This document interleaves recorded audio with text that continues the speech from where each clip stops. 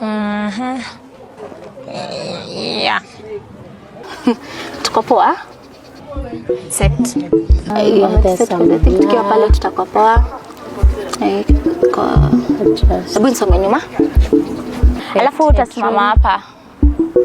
Yeah, okay. Kuja. So, tunaonekana vizuri. Perfect.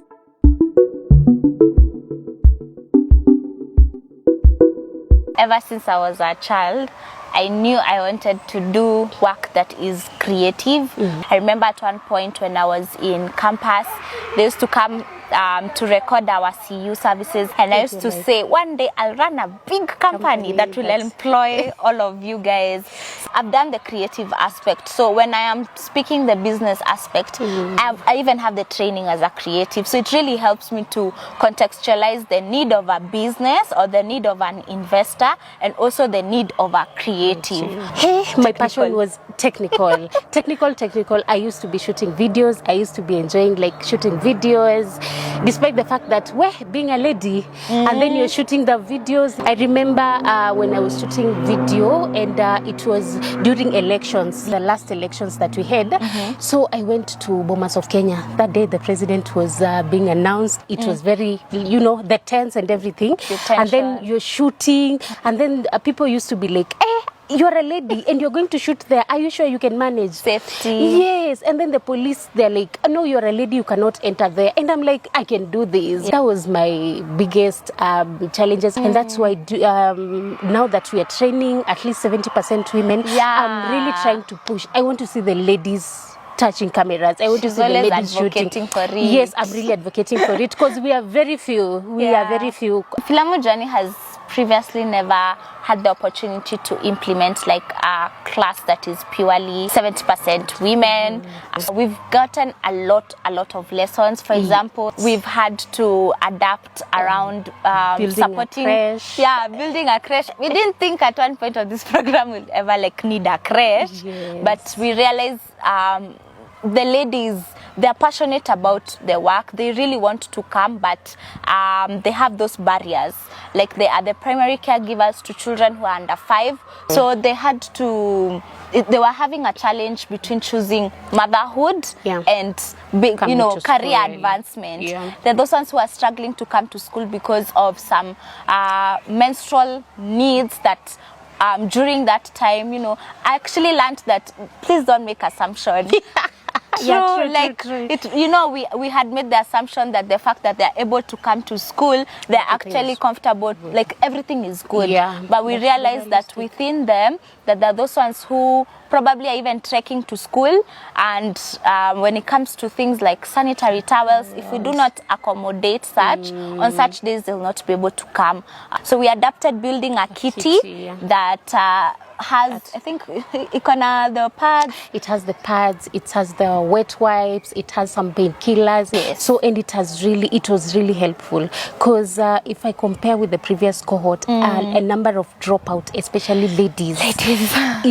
It has dropped to 2%. I'll say 2% compared with the previous cohort. Like we had, it was almost 40% of the ladies were dropping or struggling to be consistent. So they come this week. You notice there's a week they are not coming. So it has really been helpful in terms of dropout. That is the kitty and the creche. Now our moms are so comfortable. They're coming with their kids. That has been a really huge learning opportunity for us. The other concern that we have realized is the communities they come from, they don't have access to mental health support. So what we've done is we've partnered with a counselor who's going to be doing like a sensitization session, and then they'll always be available to do conversations. Right now, we are in conversations with partners like JGIP to come and train our students on IP, because they are getting very bad contracts. Whether you guys out there, stop giving us who are starting our careers very career killing. You sign a contract, you don't have knowledge about it, and then the end, where you see your like, let's say you have signed a contract with a certain media station, and at the end you can't even use that portfolio. Then you see it on billboards, like so. So that's also some of the reasons why some of the alumni we have geared away from the craft because of getting taken advantage of. One of the things that I've learned is that even in when it comes to opportunities, we have partnered with different media companies, production companies, and someone will give you a call. I want 3 interns. If possible, I can have male interns because whatever I want to do, it's male related more than like technical. There's that brand around technical roles are male related. Yes, and I'm like, ladies can also do that part. Yeah, women can be technicians. Yes, women can women can work on the gimbals. Editing and all those stuff. So we are really, I would say we are really fighting on that area. If more women who are doing this in the technical space can take up their cameras and actually record themselves doing this, it can be an encouragement to other ladies who want to pursue it but are feeling, again, they don't want to be perceived as too masculine.